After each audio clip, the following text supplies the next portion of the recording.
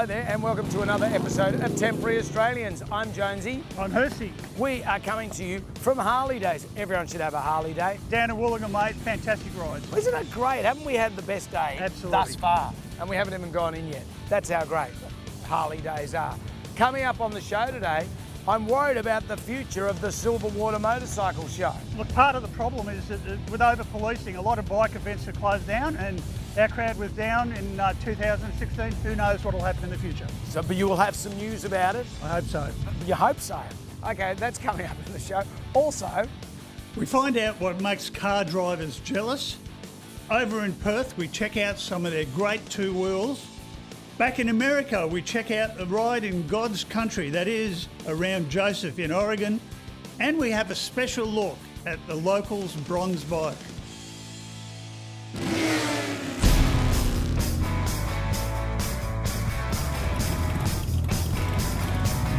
wow, that's extraordinary. There's just been 1,000 bikes at least come through here for Harley Days.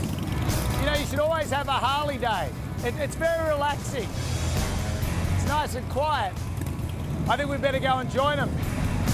What a successful day. Great weekend. We're probably 4,000 to 5,000 people rolling in through the front doors. Plenty to do for everyone to see and have a look around, ride some motorcycles and just experience what Harley Davidson's all about. Who came up with this, Harley Days? It's a great name, by the way. It's a fantastic name. So this is an event that's held overseas in some of our European markets, up in Japan. So, you know, we thought we hadn't done an open event as such in the past, and we thought, you know, it's great to extend the reach, as we say, and just get, you know, more people in to see what the lifestyle and the culture of Harley Davidson's all about. Usually is a hog members event, but this time there's non-hoggies in there. How's that washing? Is it all right? It's good because yesterday was the open day for here, and we had all the hog members from all over Australia come here, like Perth, Darwin, Tassie, New Zealand too come here, so it was a good night. But today it's 100% better. A lot of people here, and tomorrow for the Thunder Run should be about 2,000 odd bikes. Exciting times. Hopefully. Are you riding in it? Yeah, definitely. I'm going to be at the front. Oh no, don't fall off, will you? Yeah. Sure, there's a bunch of Harley Owners Group owners here today at Harley Days, but what about non-Harley Owners Group owners? Like Craig, you're not in Hog. How do you feel about this event? Mate, it's the best event I've ever seen. It's a great day. Have you seen the Beard Police? The Beard Police are here as well. Oh, really? Yeah. I haven't seen them as well, yet. I'm just worried about yours, mate. Like, I can't grow one. Like, I grow facial hair like a 10-year-old boy. Persty's locked up at the moment because of his beard. Okay, that's no good. There's like 1 billion people here. How many people?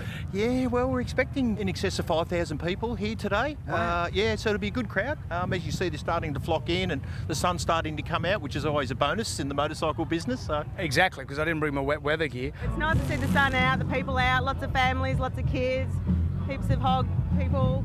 It's been fantastic. Great, and I'm here as well. And you're here, bonus. And there's great food as well. Yeah, I've tried just about all the food vendors. Yeah. What have you tried? I was going to go over and get coffee and muff over there. But... The coffee's not bad. All right, you haven't tried the muff. No, I haven't tried the muff. You'll have to tell me what it's like if you do. Tell me who's performing, what acts are we seeing? Oh, look, the big headline act tonight is Hot Dub Time Machine, and that's a free gig. You know, these guys normally charge $100, $150 a ticket.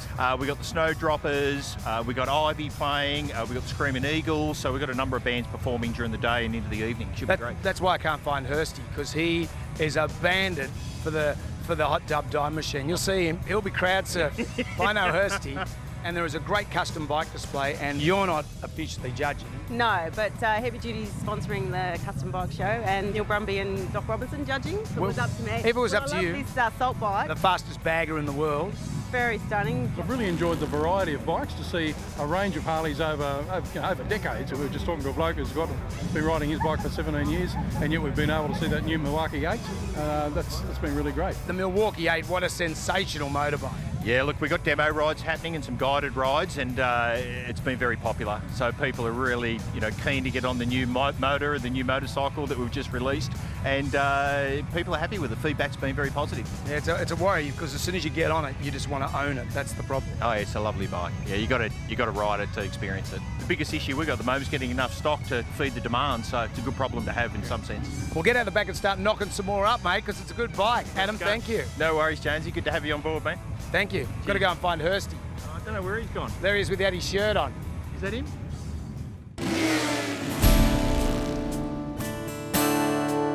Now we're in the main street of a beautiful township in East Oregon called Joseph.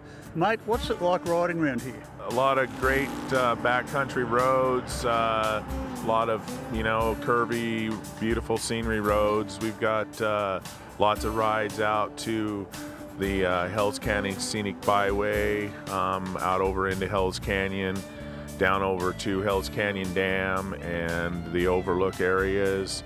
There's lots of snaky roads down over, they call it Rattlesnake Grade, that takes you down over into Lewiston.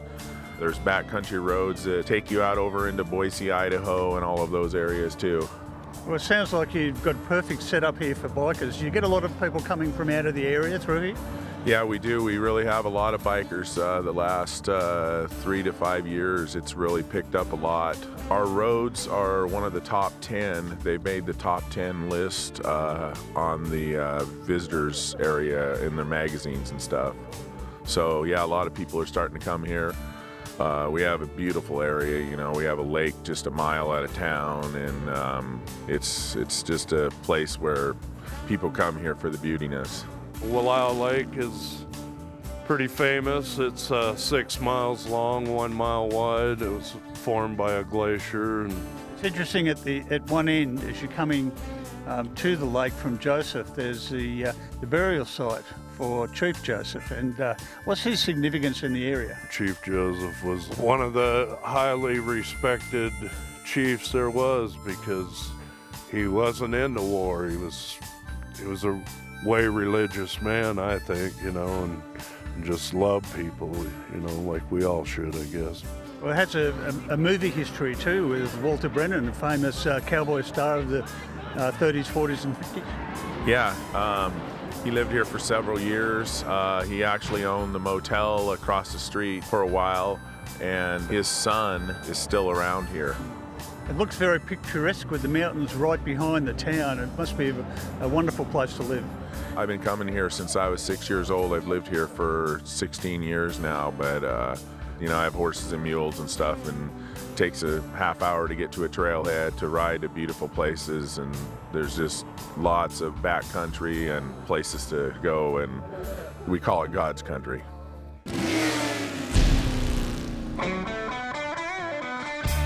The Temporary Australians Ride and Bike Show certainly attracted a diverse range of motorcyclists. Terry, tell us about the 3 bikes you brought here today. Well, this is my barn find. It's my passion, finding old bikes, unrestored. Don't touch them, don't molest them. Get them going and let everyone enjoy them. So tell us the details of this one. So 1965 M50 Mackie Harley Davidson. It's only ever been registered once for the road. When we found it, we cleaned the carb out, put a spark plug in it, 15 minutes tops, and we had it going. Rode it for 10 minutes, tyres fell apart, and we've had to put a new tyre on the back, and that's it. It's unrestored, still got the original rego sticker from when it was first registered. Melody, this is officially your bike. What's it like to ride? Very rough. Yeah, not very comfortable at all. Tell us about the other 2 bikes you've got. Well, we've got the V-Rod here, Destroyer. We race that in the mud with slick tyres, and that's my daughter's bike. All we've done to that is put a knobby on the front to stop it falling over, and she races that in the mud as well. Melody, what's it like having so many bikes in the family? Oh, I love it. It's great. Ness, tell us about your bike. I've only had it for about 4 or 5 weeks. Bought it brand new from PHD. Nice custom job as it was. Now you realise with a camouflage paint job like this, you're going to stick out. It's not actually going to mean you can hide. Yeah, I know. I've noticed that. Get quite a lot of looks riding it. I ride it to and from work, so yeah, get a lot of looks. And it handled those back roads well today. Yes, very well. Thankfully, I was a bit concerned, especially with the wider back tyre, but no, it handles really well. Really comfortable ride. It's not often you see a Goldwing transformed into a trike. What gave you the idea to do that? Well, we like the Hondas, and I used to have a Goldwing. My wife couldn't go on a solo bike anymore because she'd had an operation on her neck. So the answer was to buy this and have it converted. Now the motor's quite big on this, so I'm sure it pulls quite well. But how does it handle with all this weight? Once you get used to it after a solo bike, it's quite good actually, quite fun. And most Sundays we'll go out on it, unless my wife can't go, and then I ride solo. I won't ask you which you prefer because she will see this. Yes. Karina, you build these sorts of trikes. Yes. I guess what I'd like to know is why you got involved in that side of the business. We started basically because I've had a knee replacement and the two-wheelers it's not going to happen anymore. Have you brought a few bikes to this show? We've actually got 4 here today, yeah. This is the new Frankenstein kits I've just brought into Australia. As you can see, they're the solid axle, the aluminium axle. Fantastic ride. They just hug the road to the max. It's like driving a open-top car. That's the feeling you get when you're on one because you're actually sitting there really strongly, firmly. You've got 3 brakes activating for you, so there's just nothing bad I can say about riding one of them. I'm a little bit biased. I was going to say a whole lot biased, actually.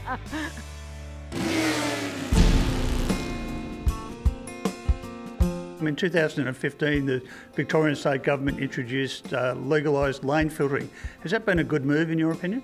I think it's been a tremendous move by the Victorian Government to legalise lane filtering. Prior to that, there was uncertainty as to whether, as a practice, it was legal or otherwise.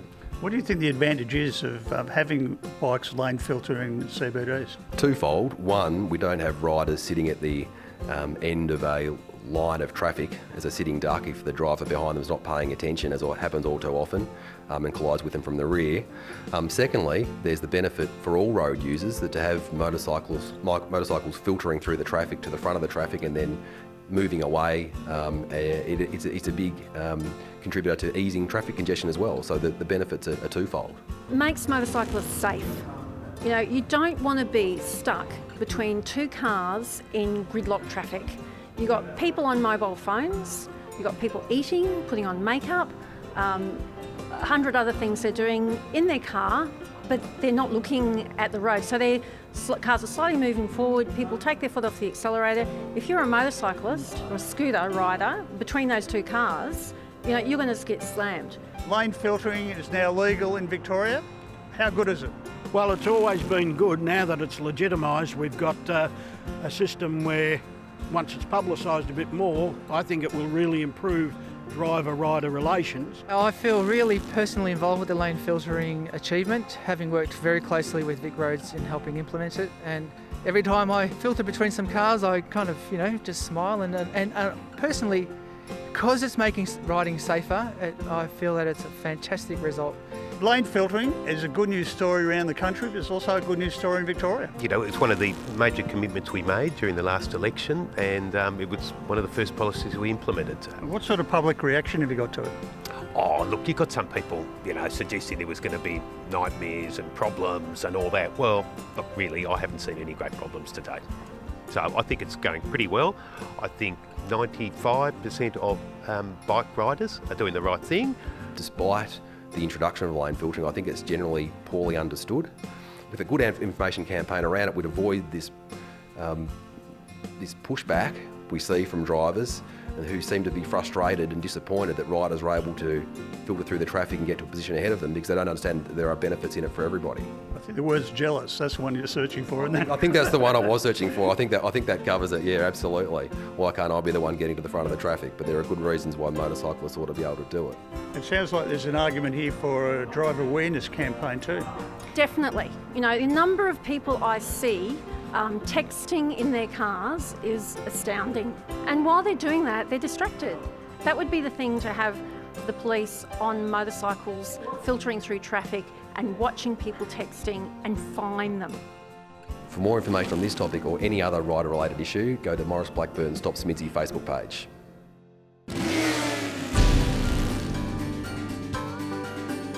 Tell us about the bronze bike you've got in town.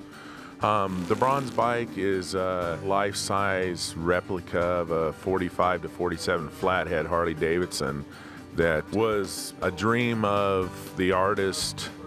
His dad had one back in the Army and stuff and rode it, and he didn't have the money to get it done, and I got on board with him, and we started the Wallowa County Thunder Run up here, and it's always in August. We created the life-size bronze bike and got it done, and it's part of our rally now. Like I say, this started now it's 10 years. Came off of an idea of my father's. when he rode off of the military bikes to Flathead. It's actually quite an intricate piece of work. Did you find it easy to do, or was it challenging? It was very challenging.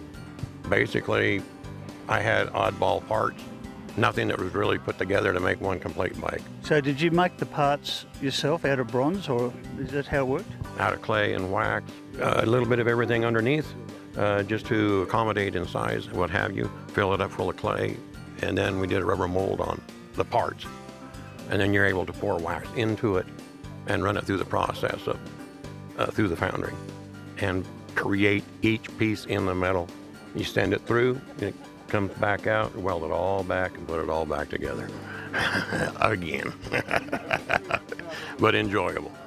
In Joseph, there's a bit of a tradition for bronze statues in the main street. Do you hope that you'll be able to get permission to put this alongside those at some point? It would be nice.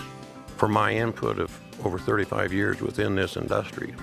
Unfortunately, right now, it doesn't appear that we're going to have the possibility going on Main Street. It doesn't fit the decor, somewhat inappropriate for the arts of Joseph. It's a shame that this bike can't be put in Main Street with the rest of the statues. We've asked the Art Council if we could put it on Main Street in front of the Stubborn Mule in front of my bar, and they say that it doesn't meet the criteria of the art that they want to see in our town. And how do you judge art? I mean, everybody judges art differently, I guess, but that bronze bike is a beautiful piece, and it's our tribute to the bikers. If the bikers could all help us out and maybe call the city of Joseph and say, hey, we want that bike on Main Street, I'd appreciate it.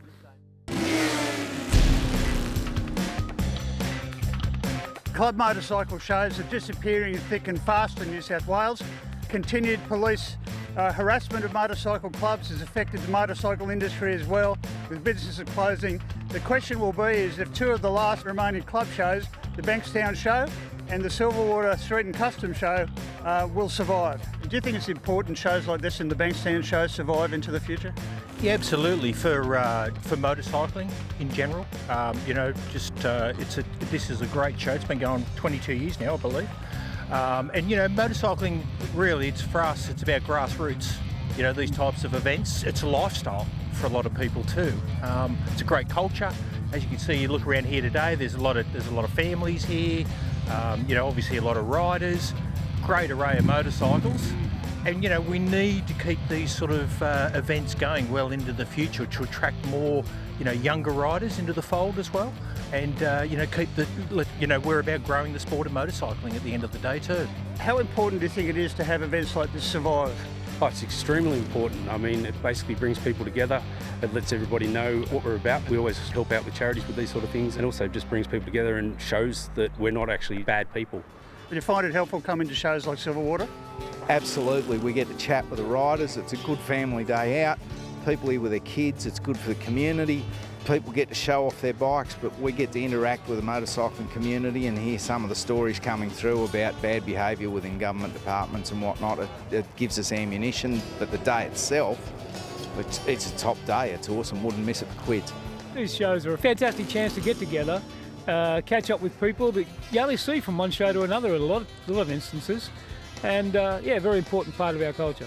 Do you think it's important that shows like Bankstown and Silverwater survive into the future? Oh, yes, absolutely, because this is a great opportunity for us to get together, to hang out, to share all things biker, and just to concentrate on the things that actually unites us and bring us all together. Now, you did the God Talk this year.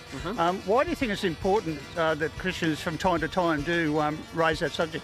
Motorcycling is about life and about enjoying life and having fun and having adventures. And at least my perspective on the Bible is certainly that Jesus promised life. So they really do go hand in hand together. And so we're just trying to remind people that Jesus is all about life. And so we can come here, we can share the common interest in motorcycles and motorcycling, but then also add in that little bit extra and just to give people a chance to think about the bigger questions. Well, there you go. It looks like the Silverwater will come back. Well, next one's on, mate. We'll take it one bike show at a time. I'll work on polishing my bike. Good on you. And getting my cheesecloth top together. We'll catch you next time on Temporary Australians. If you want to check out more, temporaryaustralians.com.au. Until then, shiny side up. See ya.